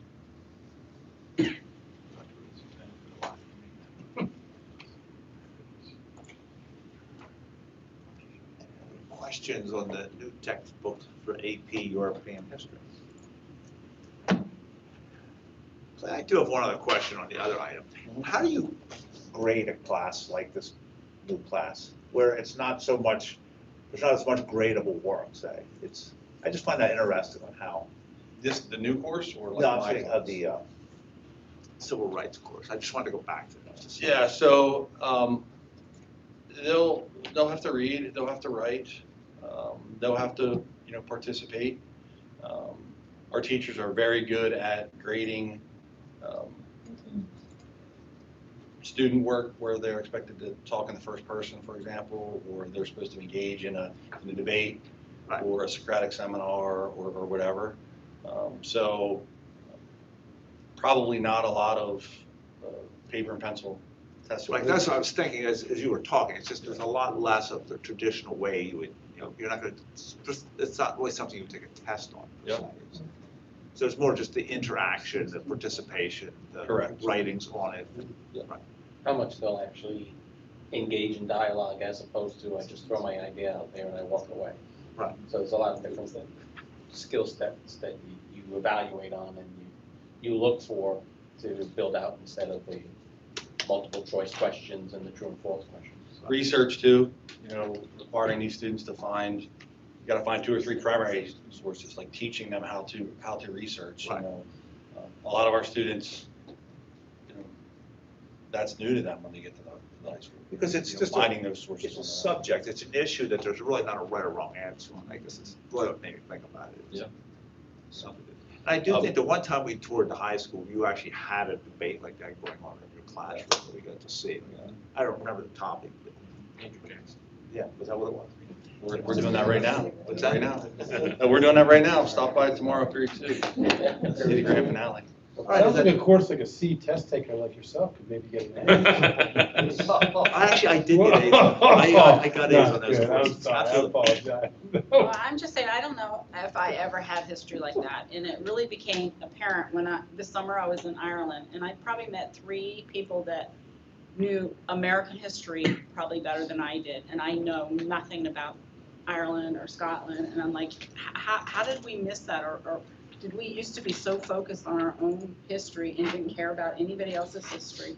US But- history was the main focus. World cultures were just that. But I just felt, and even And with it- what's going on in the world today, I'm like, Sure. I don't know anything about anybody, anything. And I just feel so stupid. You have Mr. McCall's. I think it's because you were taught to, and when you're taught to, you tune out. I don't Like, think you I know, had world you- history at all, ever. And when you're engaged in the class, you learn. Any further questions on the new textbook adoption? And we have enough to move this forward to the November meeting. Okay, thank you very much. Great night. Thank you. Go Phillies. 17 minutes. We'll move on. We'll move on to item 7, policy, and these are pretty much intertwined, so I'm just going to read all 4 of them and then turn it over to Dr. Leidy and Mr. Bitts for discussion. It's item 7.01, the first reading of revised board policy 122, extracurricular activities. Item 7.02, first reading of revised board policy 123, scholastic athletics. Item 7.03, first reading of revised board policy 915, booster support organizations. And item 7.04, first reading of new board policy 828, fraud prevention. Dr. Leidy. Yeah, so what we'll do is, if okay with the board, we'll kind of look at the first 3 in connection to one another, although most of the substantive change is in 122, and in 123 and 915 are really carryovers to the recommended changes there. And then we'll go into 915 after that, or I'm sorry, 828 after that. Thankfully, the fraud prevention is not connected to the extracurricular.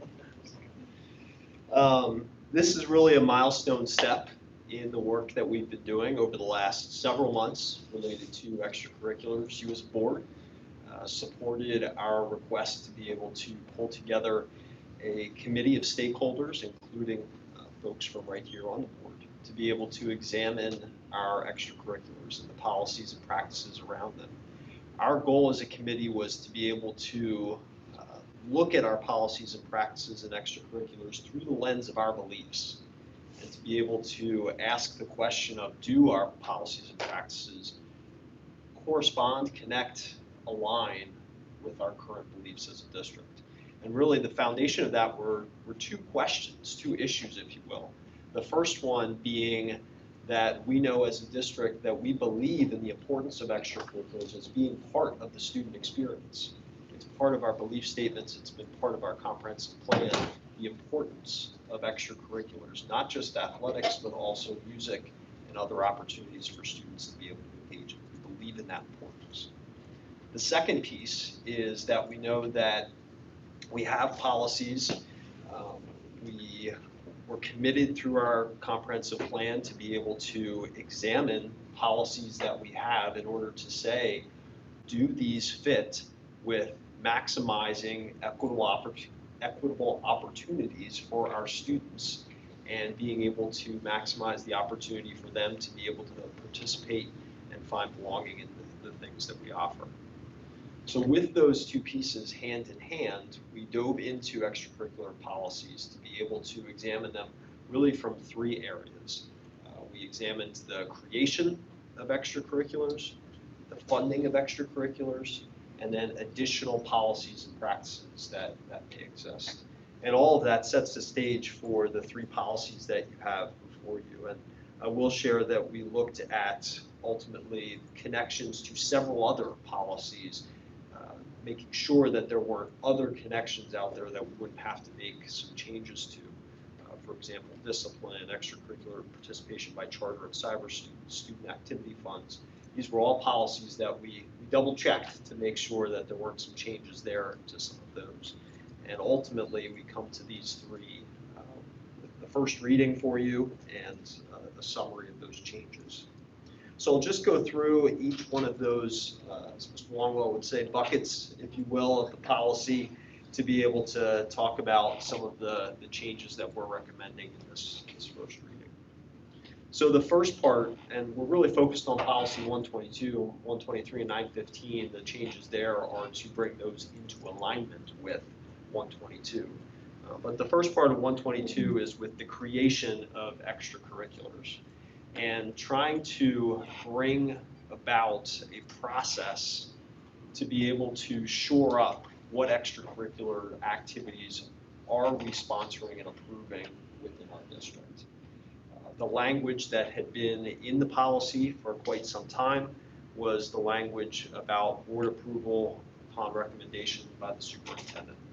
PSBA actually suggests 3 different options here for what that creation could look like. The one that we had in policy for quite some time, approval by the board by recommendation of the superintendent. The one that we are recommending to move forward with, which is approval by the superintendent with review by the board, and that would happen on an annual basis. Or the third option is simply recommendation by the principal to the superintendent. So 3 different options by PSBA. Again, we're recommending that it would be approval by the superintendent and then a review of the list of extracurricular activities to the board. Again, we would look to do that on an annual basis through administrative regulations. Part of the reason behind that is that extracurriculars are so much more than simply athletics. As we said, there's not only just music opportunities, but there's also clubs and activities like the chess club and ski club. Right now, the most popular club, I'm told by Mr. Reedy, is the Deutsch Club at high school, just to learn about German culture. Still the most popular? Yeah. So we have this whole host of other clubs and activities that we offer our students, not just at the high school, but also increasingly at the middle school, and certainly some at the elementary level as well, that we want to be able to have a process for creating those and be able to move those through. Ultimately, interscholastic athletics, the creation of those, and ultimately, in some cases, the termination of some of those programs still goes by 123.3, which is a separate policy, and sports do come to the board for approval. And again, just as you did with one of our sports fairly recently, to stop one of those sports as well. But this system would be in place through administrative regulations to be able to have advisors bring forth to a panel to be able to review the extracurricular and be able to then make a recommendation to the superintendent of, yes, we believe this should be added to our slate of extracurricular activities, again, at whichever level it's being brought forward for. So that's the creation piece. The second area that we looked at, as I said, was funding of extracurriculars. And I think certainly the most prominent aspect to this that we're recommending is the removal of the 10% policy or the 10% contribution. And I think before I talk through that, I think it's important for us to acknowledge that the group that put that 10% policy in there in the first place did really good work putting that in there. It was entered there for a reason and for a purpose at a time where that was really an effort to bring equity to a situation where we were discussing pay-for-play and how can we get some money to be able to save some positions, not only in the extracurricular realm, but also in the teaching realm. So I don't think it should be lost on us that even though we're recommending this change for where we are now as a district, that ultimately when it was first put in at the time, it was very purposeful, and we acknowledged that it was something that was appropriate for where we were as a district at that time.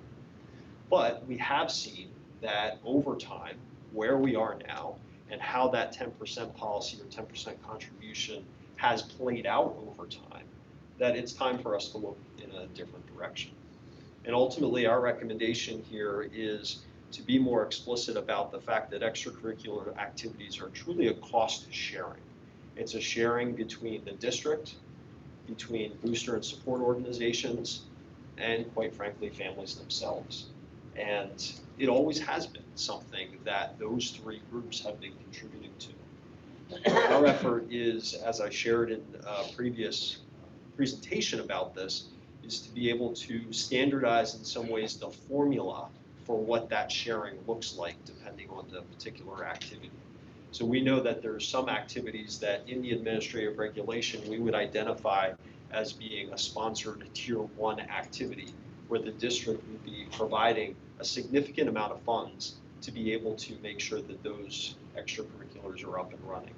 And in exchange for that, our expectation is that for those activities, parents would not be giving a direct fee or a membership fee or dues in order for their child to be a part of those activities. So for example, our athletic activities, marching band, some of the core activities that we have as a part of our district. Again, certainly booster clubs would supplement whatever the district is providing in order to be able to go above and beyond with some different opportunities for students with those different activities.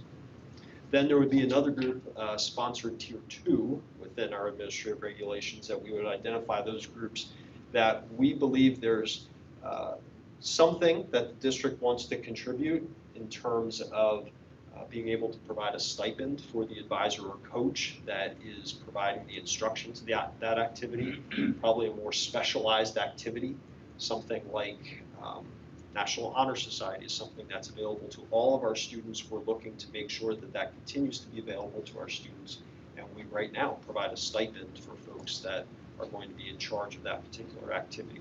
Something that traditionally has received a stipend for advisors and coaches like indoor color guard or indoor percussion.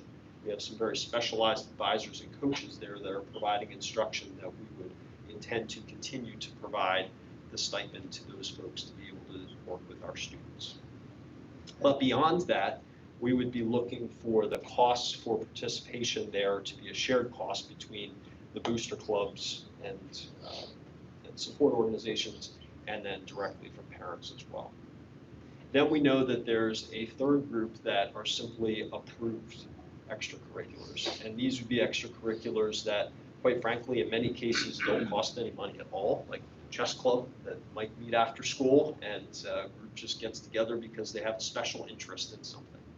But there are some other clubs and activities such as the ski club, which we would continue to support and approve and allow them to be able to advertise to our students in the building and be able to organize, have access to get transportation from BNS and some of those systems that we have in place.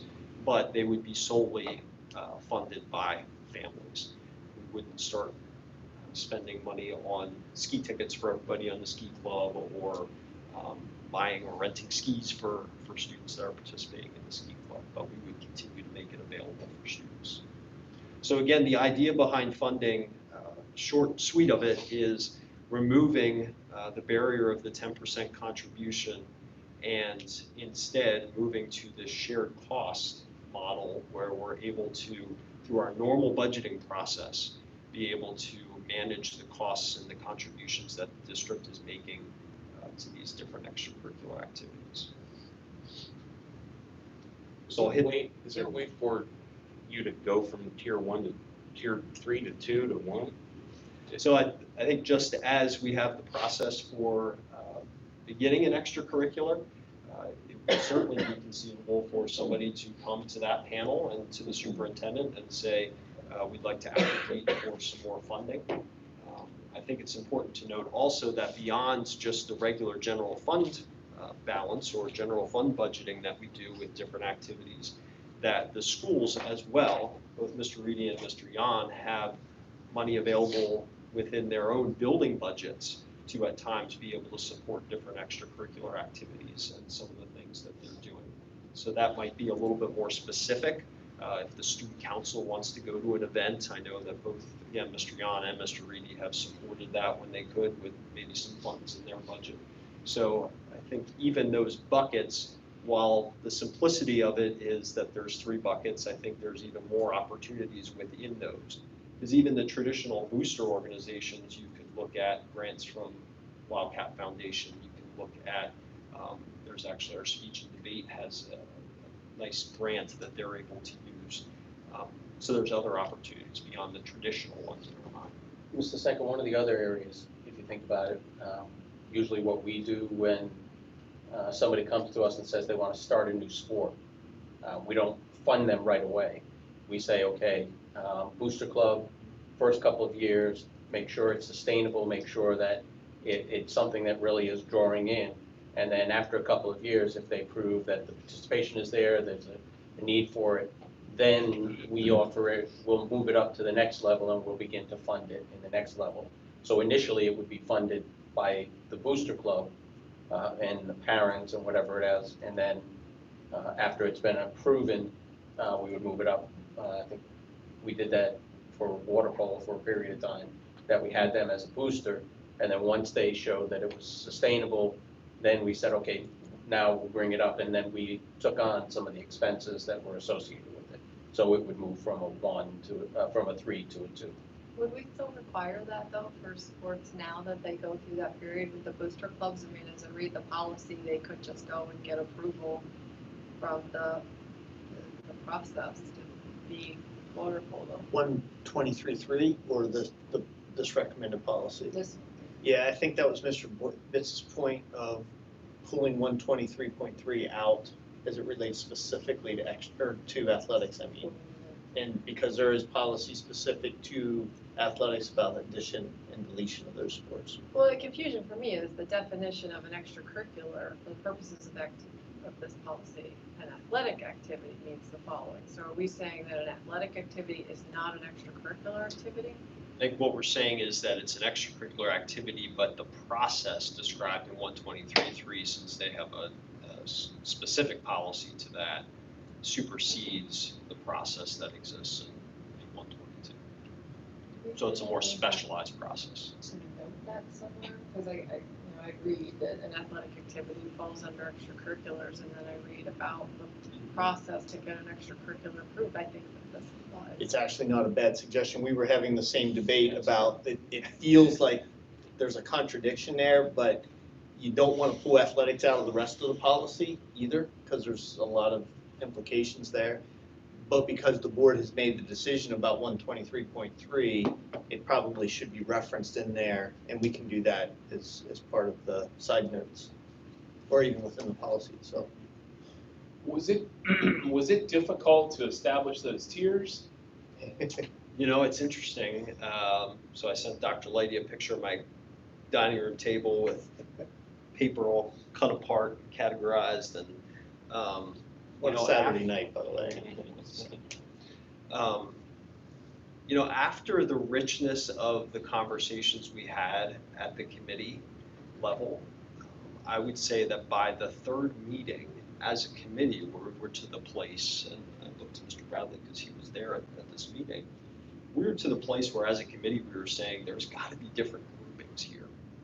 You know, I think everyone that went into the committee had a picture in their mind of what we meant by extracurricular activities, and I think that expanded for each person on the committee. And again, as we dug into it, we realized, you know, there's some groupings here, and once you start playing with that, and I just started with the high school's list of 40-some activities, once you start playing with that, some pretty clear categories started to play out. And actually, a reasonable amount of consistency that we've already had based on lots of people doing good work, particularly in the business office, of which activities are receiving stipends for advisors and coaches and which ones have been more simply special interest activities that have not been. So it kind of just came together a little bit. Partly I was wondering if you feel like you get pushback on some of those tiers or I, groupings or yeah, where a certain activity is placed. yeah, so the biggest changes with this, so right now, I think I shared some of this before, so excuse me if I'm repeating myself, but right now, we're collecting about $65,000 in the 10% contribution. Last year, I think it was 65,000. And for the most part, what we found, which is why we're bringing this recommendation forward, is that those 10% contributions were really going back to the parents pretty much directly. I think the idea originally behind the 10% contribution was that you weren't asking for a pay-to-play type of situation. You were saying that the organization collectively was going to be collecting this money and giving it back to the district, which I think was a worthy idea. Ultimately, what it has become, though, is the Booster Club, in many cases, saying, we got to get this 10%, so we're going to charge a membership due or a membership fee to the Booster Club, or we're going to charge dues, specifically just calling them dues. And it has ultimately become a pay-for-play, even though that's right. We're going that way. So coming back to your question, the elimination of the 10% actually takes a burden away from many of our booster clubs that, especially some of our smaller ones, that this truly has been a burden simply to collect this 10%. And the elimination of the 10% is going to ease that burden for them. So the activities that we're going to see the biggest change for is some of those that had some more significant dues that they were charging students.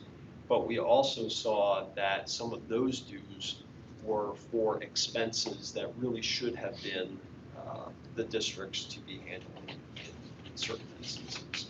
And attached to this, connected but not connected, is the extra duty salary study that we had talked about with the board going on a year ago, as we looked at the different groups to be able to shore up their salaries and right size them to regional levels. And with that right sizing, that should help offset some of the other costs that a few of our activities might be incurring based on this change. Mr. Bitts, the 65 grand, I'm sorry, I have to, 65 grand is the impact of what the 10% contribution is. Yep. But it's not as though, the way I understand it, that the money can, there's still offsets that can come from that, instead of going to Sheets and asking them for 20, $100 gift cards for 20 booster clubs, you as the district, or you as the guy at the booster club that knows the Sheets people the best, ask for $5 grand and say that's it for the year, right? Like it's not as though 65 grand is it's sort of like the max that we would be paying, but it's possible that there are offsets to this, right? Absolutely, and there's a hunger for that conversation to be able to see how we can leverage extracurriculars more holistically, to be able to, and I know Dr. Lebo spoke about this from a personal stance at the last meeting, was this idea of, hey, could we streamline this somehow so that organizations or businesses are able to contribute in a more streamlined way to athletics overall or to extracurricular activities overall. So I do think ultimately there are some offsets on the other side. Aren't we changing too? I mean, we have live stream and we have games on live stream, and I think we were running into the problem where you have donor fatigue, and every season, Paula's Farmers Market was being asked 15 times for a $1,000 donation. And so I think what the idea is that I think we could be way more efficient in getting donor money if we streamline that all through a single kind of donor pot. And I Well, think that's my question, because before we had the 10%, we still had students going and asking Alba and Paulus and everything for money. And I see dues are crossed out, but I guess I didn't see the sentence that said that dues are prohibited. Maybe I just missed it, because soccer charged dues, before the 10% was due. So are we prohibiting our athletics I was from gonna doing ask. any of that? So our intent through the administrative regulation is that for those sponsored tier 1 activities where we are contributing a significant amount, that dues would be eliminated. So we'll put that in administrative regulation, not in the policy. And on that note, and you might get to this in 7.3, but what about, I don't want to use an example, but say like the band where they also do all the fundraising in the concession stand at the football games. Is that going to continue, and who controls that money? So at this point, Good conversation. there's, Well, it involves a bigger reimagining of the Booster Club and that. yes. And maybe you can hold that if you want to until you go over that. It might be something you're going to be talking about here shortly, so. I would say that what we're touching on is the next phase of, once this is something that we have identified that is approved, that you as the board are supporting, looking at the fundraisers in more specificity is the next phase. Because there shouldn't be a reason why, if we're having this and eliminating the 10%, and we're doing this cost sharing the way we have envisioned, for us not to be able to scale down some of our fundraisers altogether. Oh, that's because they spend a lot of money on other things.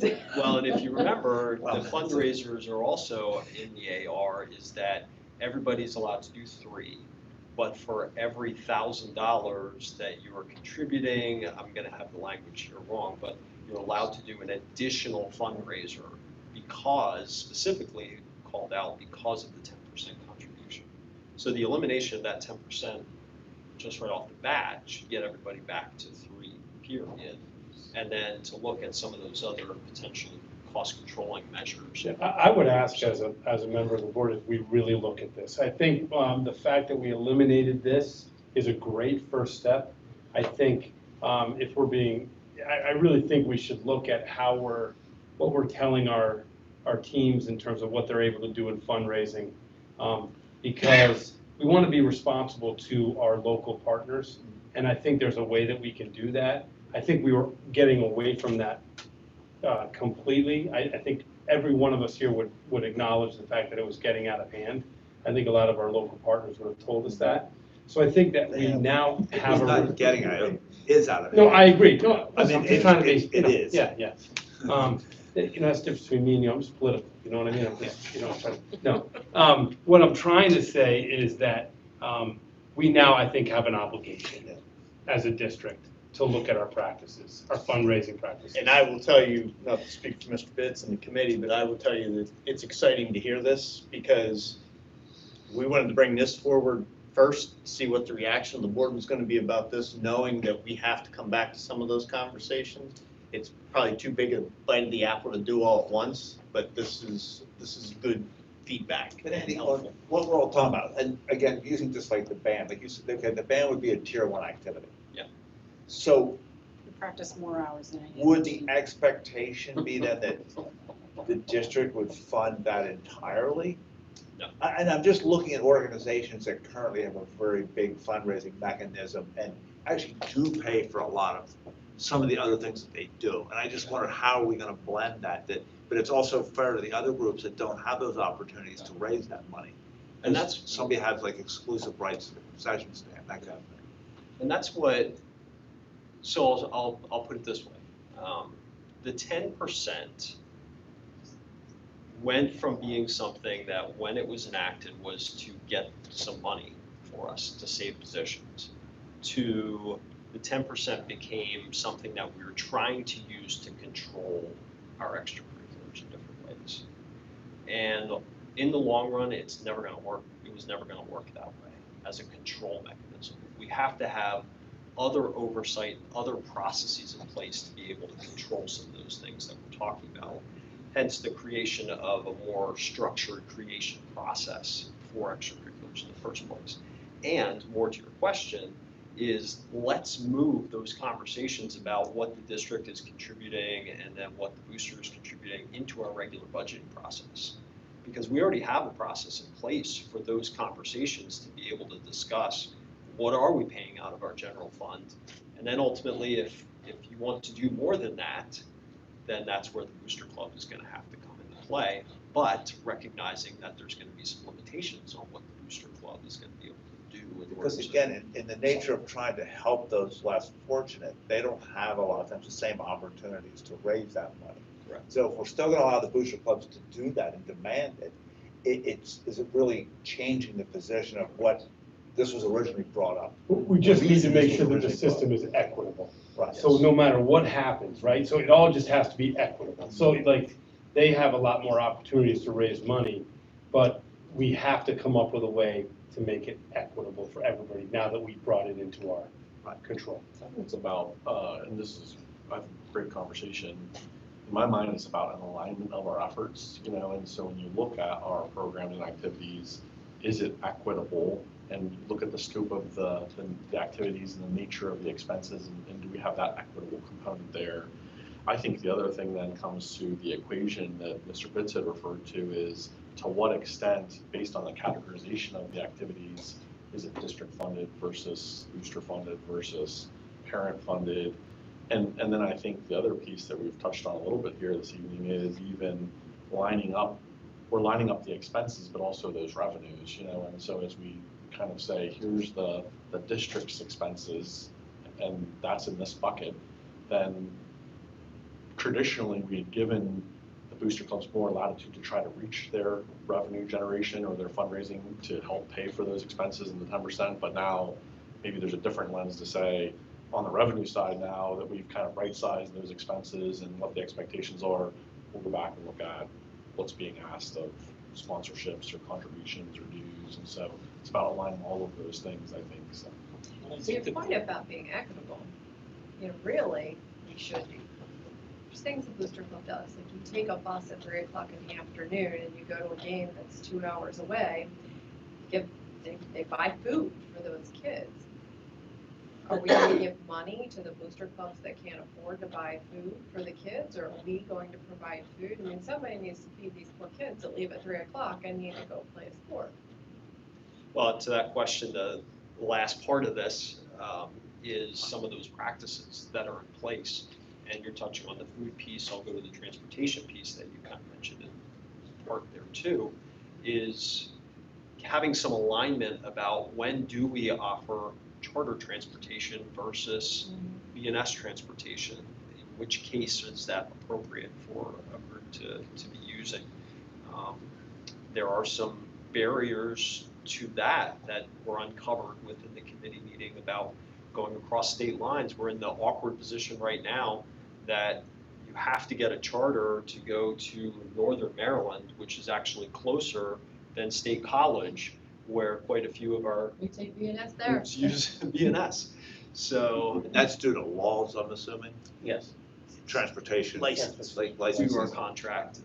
Yeah, so those are barriers that, can we investigate that a little bit more and see what other options do we have to be able to take some of those practices and make those equitable. And certainly, I think the food question is, can we have a standard of expectation here of, you know, if you've gone for this many hours, then, you know, a meal's gonna be provided or something like that.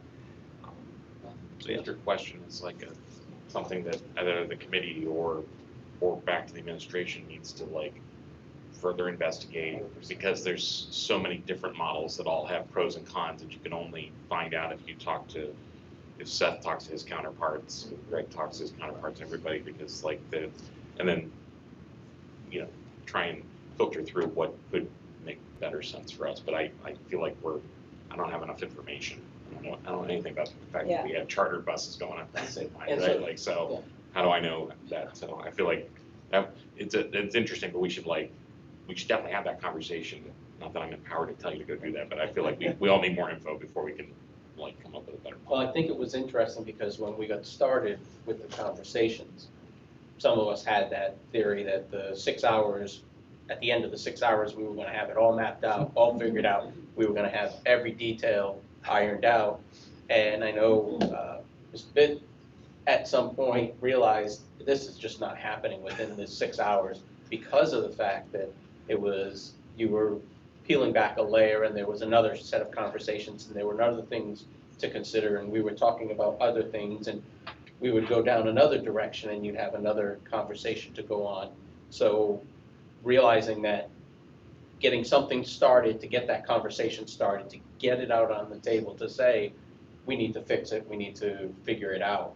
But what you're experiencing in all these different, where do we go next, what do we talk about next, was exactly what the committee was dealing with, because we thought we were gonna walk out of there with, here's the 5 policies that you're gonna have, and it's gonna be a done deal, and we're gonna walk out. And I think after the second meeting, it was kind of like, going into the third meeting, he realized, we're probably not coming out with a definitive answer, but we're gonna come out with something that we're gonna start with. And that was something that we really struggled with, because there were a lot of pieces, a lot of moving parts that you're trying And to in coordinate. reality, if this is approved, there's a law that will just become an administrative regulation as opposed to. There is, but I'm just saying, I think mean, there's we're some setting policy the that umbrella can come there. up too. Right, But this a is the lot of beginning, this- this is the first step. Right, a lot of what, like Rick's talking about, are things that actually will become more of just administrative policy and regulation. There may be a need to go back and look at fundraising too as a policy and what's around that. I don't want to say, and I think I'll say the same thing you did, maybe a little differently. This is step one from a policy perspective, and yes, we have to build administrative regulations based on the changes, and that process has already started. Really, the process of the 2 tiers and then the supported or the approved, supported and then approved, that really came out of conversation around what does this AR look like? What does implementation of this look like? And Frank, that's why it's not in there specifically as no to dues, because there are some cases where we may allow dues. If it's simply an approved extracurricular, then that might be something that a family has to contribute to. And I'm not opposed to the 10% going away. I just want us to remember that we need to come up with ways to bring that money into the district. I like the conversation about the offsetting. There was a time when that wasn't something we did very well. And so we were sitting at the other building having to decide about at the football stadium, whether we'd spend $50,000 on a new scoreboard at the same time that we were laying off a teacher. And then some really rough decisions had to be made. Like, look, I can't put $50,000 into a scoreboard and lay off a teacher in the next sentence. And so I think we need to be very thoughtful about making sure that we are getting ourselves any additional money we spend as we do these policies better with charter buses and food and all of that kind of stuff, that we are bringing in $100,000 into the district through advertising and other mechanisms. I just think we have to be very intentional about that. Yeah, I would love to be able to know what other districts are doing about the fundraising bit, because, working for Giant all those years and having to create ads for every other program that everybody was asking for, I don't know if corporations are gonna, Giant may give us $100,000 a year, throughout the whole course of the year, but to ask them for $100,000 at one point, I don't see that they would do that. So it's going to be a hard pill to go to all the local businesses and say we need $20,000 from you every year to support things that they don't know what the money's going to. So. Well, I don't necessarily know if that's true, because we have new avenues in which we can explore in terms of the media sign. So I don't think you would ever go to somebody and say, give me 20 grand and not have it laid out. Well, you're asking for 20,000 instead of 20 different $1,000 program ads, We haven't really talked about this piece yet, I don't think, but and it kind of came up when the issue of uniforms was raised. Like, if we're gonna talk equity, I'm concerned about us, you all, going down a hole that, what if there's a booster who's really passionate about basketball? And so basketball gets nice uniforms, 3 or 4 sets of uniforms. Like, how do we bring equity to some of that doesn't allow that up to, hey, there's a deep. And part of that is the reason that we have the categories, right? Yeah. So, and we had the discussion about the difference between if it's a district-sponsored activity, we are going to exert the authority that we have because we're paying for this, right? So just as we did with that uniform issue, we said no. The reality is because we were going for equity there across, it wasn't Right. just about that group and that Right. team, it was about equity. But to extend on his point, uniforms are the policy about, but the parties, the senior gifts, the other things is where it gets a Correct. lot different. And that's The where, I banquets. think that's where John was going with, that's what the AR is going to explicitly spell out. This is where those funds should be used. We actually are, And the limitations on them. yeah, we actually have a table that's going in the AR that has banquets, senior gifts, can't remember the other ones on the list, but the expected maximum expense that would be spent per student or athlete for those different kinds of expenses. That would be a fun time. I mean, I spent time trying to limit it to like $150 and Yeah. People thought I was insane. We stole that idea from a local neighbor. I mean, they thought you were low? Yes, And I think that's the. they spent over it and then they just paid out of pocket to pay over it. That's I think, the alignment and consistency conversation with expenses that we're trying to reach, to your point, Mrs. Maris, because in a parallel conversation I'll share, this probably isn't Mr. Britz's first time with this type of thing, where with a PTO, we had 6 different elementary PTOs that all had different levels of involvement or different types of spending, and so I know he did a great job working with PTOs to align their efforts to say, well, maybe let's agree on this core group of spending, and some of the other things we'll try to streamline and align. And so I think there's an opportunity in this too to do a similar type of thing, to align how we're spending money, look for that consistency and equity. So It was exciting. Sounds like a lot of work. The good news is it doesn't feel like there's many questions about this policy specifically. When, I mean, We is come that, up with the money, I'm is fine that with fair it. to say? No, it's good, yeah, I like this. Yeah. Yes. Yeah, sorry. Did you want to speak to just the interaction between this policy and the other two? Yeah, I that were will. on there? Two somewhat disconnected things to the rest of what we've been talking about. Again, some of the practices that we have in place. Discipline is one that we came to you, I'm going to say about a year ago, with policy 218. There were some changes based on case law that we had to make to off-campus discipline or discipline related to off-campus activities. That same language appeared in these policies, the same old language appeared in these policies. So with this change, we need to update that as well. What we're recommending here is just referencing policy 218 because our understanding is that that language is going to change again with some more recent court cases.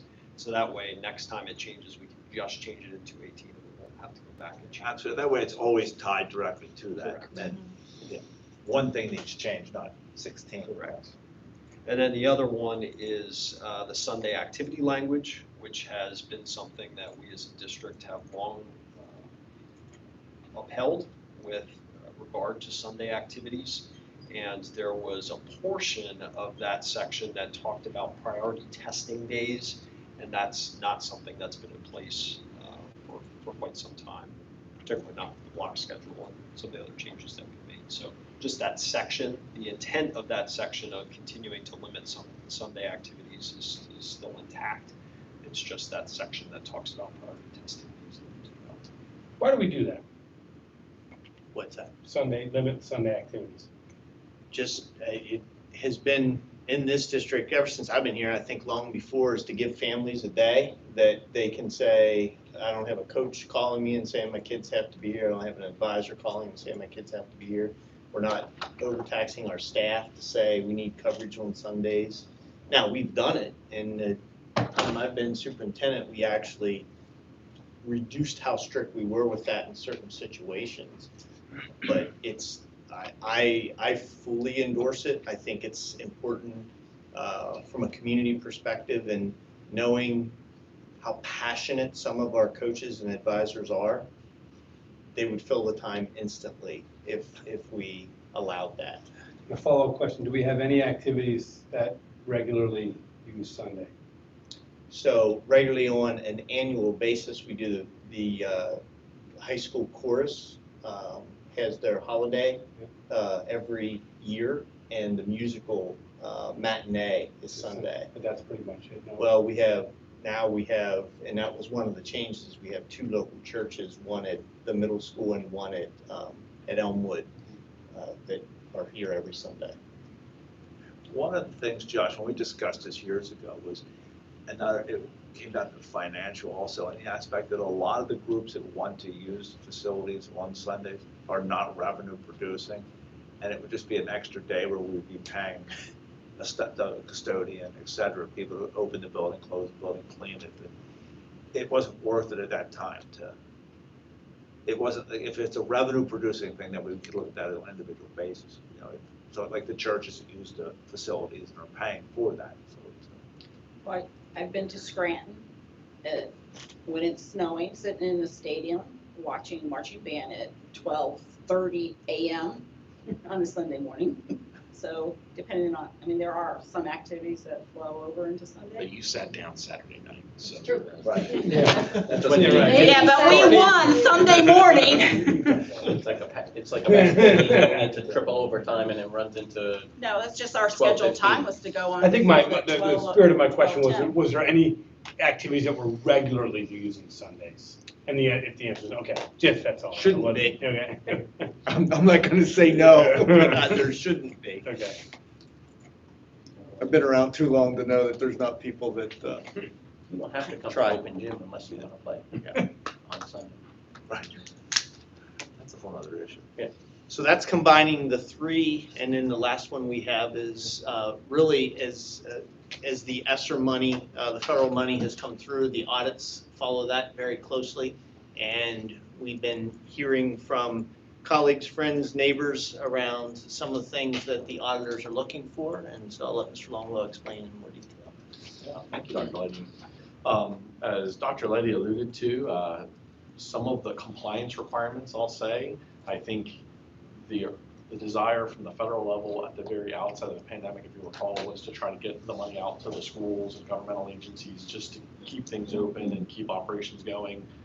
I think some of the requirements have been building as, it's almost as the ship has been flying, or I'm sorry, not the ship, but the plane's been flying, you know, it's being built. And so the compliance requirements that the auditors are going to be looking for, we continue to learn more about, you know, maybe need this or maybe need to consider that. And so formalizing a policy around fraud prevention is an element of one of the compliance requirements that we want to get adopted here for the board. I will say this, there's really nothing new in the policy that we already don't do as a school district. And so, for instance, like being a former auditor, we have a good system of internal controls, and really said another way, the checks and balances that we employ as a school district to make sure we're managing resources in the way they need to be managed. This policy speaks a little bit about a system of internal control, but then also speaks to a process for reporting fraud or preventing fraud from happening. And so, again, this is from a policy perspective, a new policy, but just as an example, like even in the business office, we circulate kind of a very clear set of expectations around ethics and integrity and what our expectations are. And so a policy that more probably formalizes what we're doing versus something new altogether in terms of processes.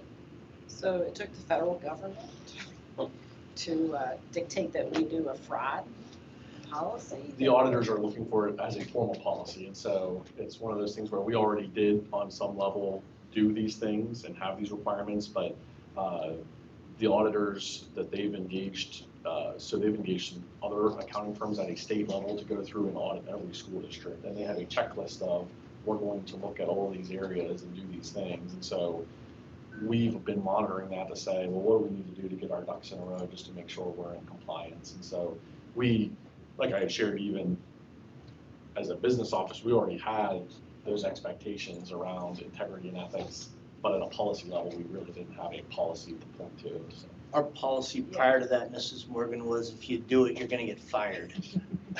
The federal government made us write it out a lot more Yeah. They have this Board. policy at their level? Oh, many of them. I appreciate that you have this Administrative. policy because the auditors have to complete a questionnaire. We all have this, right? How do you interact with the staff about fraud? You know, like, Right. you gotta really Now you can say- imagine what the answer is. No, it's, here it is, we approve it and we expect you to follow it. Good, I'm glad. Makes that a lot easier. For clarity. Good job. That's it, all right. Any other questions on the fraud policy? And we'll move that forward for the second reading and vote next month. And with that, meeting is adjourned. And as a reminder, we have a very quick executive session with, we're free. Mr. Longwell will come back with us.